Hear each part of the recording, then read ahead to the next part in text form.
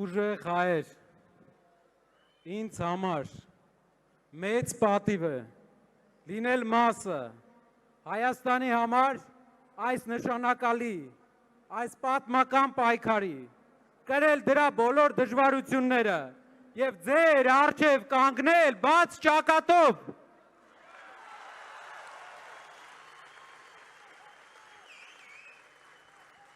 Մեկ տարվա ընթացքում մենք ունեցել ենք շատ հետաքրքիր տարի, ամեն օր մի հետաքրքիր մարտահրավեր, մի հետաքրքիր խնդիր, բայց բոլոր խնդիրները հաղթահարել ենք պատվով և դրա ապացույցը այն է, որ բոլորս իրար հետ այսօր Հանրապետության հրապարակը ողողել ենք դրական էներգիայով։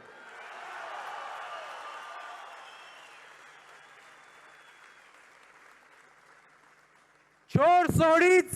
մեր պատմության համար վճռորոշ օր է, 4 օրից հանրաքվե երկու բանի մասին, շարունակում ենք այսպես,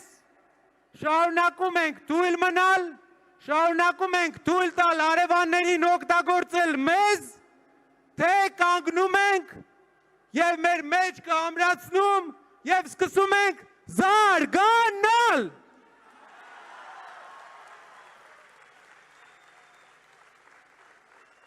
Հանրաքվե է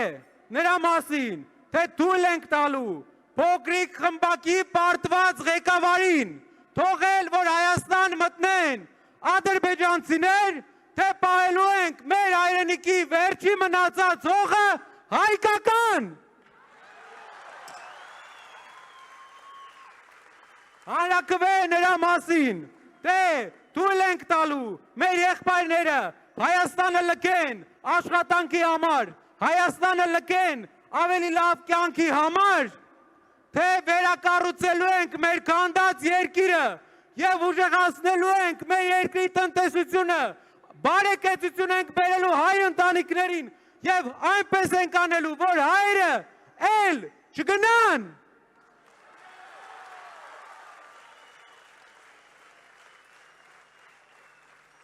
Ով ցանկանում է ապրել ադրբեջանցիների հետ, կարող է քվեարկել ՔՊ-ի համար։ Ով ցանկանում է հայկական վերջին հողը, մեր հայրենիքի 10%-ը պահպանել հայկական, ուժեղացնել, քվեարկում է ուժեղ Հայաստանի համար։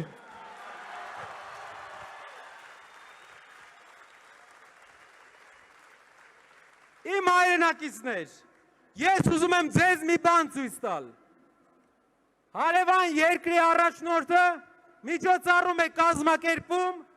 15 օր հետո Մեղրիից 10 կիլոմետր հեռավորության վրա, որտեղ Նախիջևանում նրանք հայտարարում են ֆորում արևմտյան ադրբեջանցիների վերադարձի մասին իրենց կարծիքով։ Սա լինելու է ընտրությունից ընդամենը 11 օր հետո։ Ադրբեջանի ղեկավարը, Ադրբեջանի նախագահը հայտարարել է 3 ամիս առաջ, որ իրենք պետք է վերադառնան այստեղ, ոչ թե տանկերով, այլ ավտոմեքենաներով, որ իրենք պետք է իբր վերադառնան իրենց պատմական հողեր, բառացի։ Ադրբեջանի հոգևոր առաջնորդը հայտարարել է, որ Հայաստանում կան 400 մզկիթ, որ պետք է վերակառուցվի։ Հայաստանի ազգային ժողովի նախագահը հայտարարել է, որ ադրբեջանցիները ու հայերը պետք է սովորեն իրար հետ ապրել, և նա չի բացառում, որ ինչ որ ադրբեջանցիներ կգան Հայաստան ապրեն։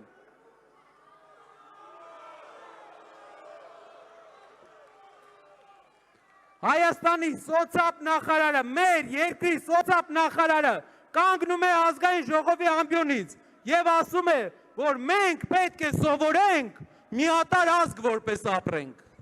Ոչ միատարր ազգ, ուրիշ ազգերի հետ պետք է գան քաղաքացիություն ստանան, այլ ազգը, որ ազգն է ուզենալու այստեղ գալ, էդում համար է տեղ բացում։ Ինչն է մեր ծրագիրը։ Մեր ծրագիրը դեմ կանգնելն է դրան, մենք ցույց ենք տալի ձեզ մի փաստաթուղթ, որը կբաժանվի ձեզ։ Այս փաստաթուղթը սեղմ օրինակ է Արևմտյան Ադրբեջան պետության կողմից, Ադրբեջանի պետության կողմից տպված կոնցեպտի, որտեղ նրանք գրում են, թե ինչ են անելու Հայաստան վերադարձի համար։ Սա դուք կարող եք տեսնել ավելի մեծ գրքով, կարող ենք բոլորին ներկայացնել։ Սա իրենց պետության կողմից ֆինանսավորվող քաղաքականություն է եւ այնտեղ գրված է, ցիտում եմ.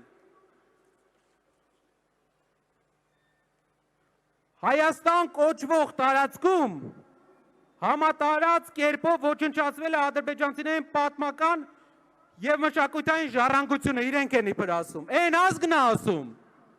որ ամբողջ Դաշտային Ղարաբաղը վերածել է անհայ տարածքի, որ ամբողջ Լեռնային Ղարաբաղից հայերին զտման է ենթարկել, որ Նախիջևանում խաչկարեր է ոչնչացրել։ Իրենց ասելով իրավունքների վերականգնման հարցը իբր ադրբեջանցիների պետք է լինի առաջնահերթ հարցերից մեկը։ Եվ նաև մզկիթների եւ գերեզմանատները պետք է վերականգնվեն ադրբեջանական։ Սրա մեջ է գրված։ Իսկ մենք գիտեք ինչ ենք սրան ասում։ Մենք ասում ենք, որ Հայաստանում լինելու է առաջնորդ, որ երբեք սա թույլ չի տա, որ Փաշինյանի ու Ալիևի ծրագիրը հոդս է ծնդելու։ Հոդս։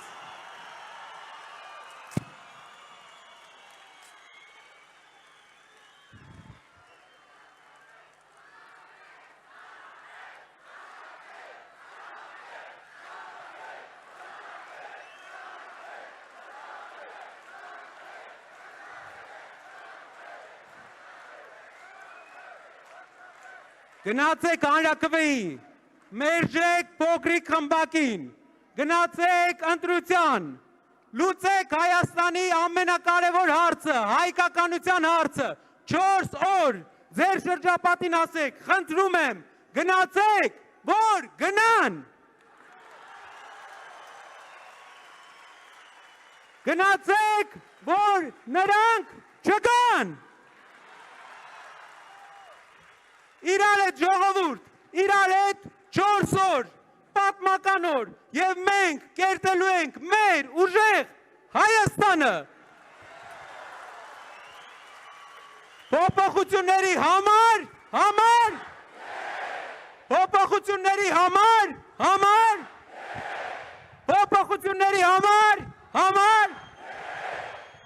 ապրեք։